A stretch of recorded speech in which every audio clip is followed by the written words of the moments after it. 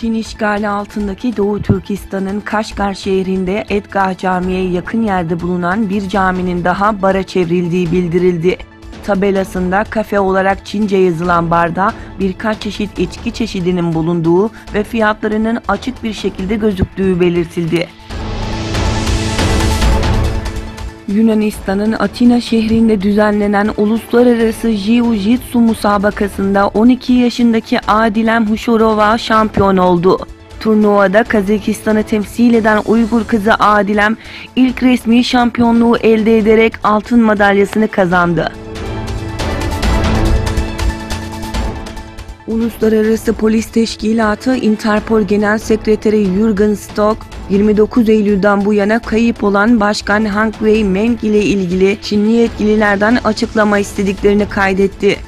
Merkezi Fransa'nın Lyon kentinde bulunan Interpol'ün Başkanı Meng'in kayıp olduğu dün duyurulmuş ve bununla ilgili soruşturma başlatıldığı bildirilmişti.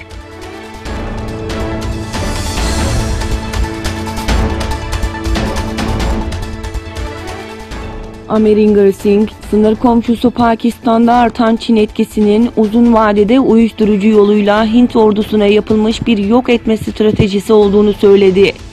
Çin-Pakistan Ekonomik Koridoru projesinin giriş kapısı niteliğindeki Gavadar'a küçük bir Çin kasabası kurulmaya başlanması bölgedeki Beluciler tarafından da tepkiyle karşılanmıştı.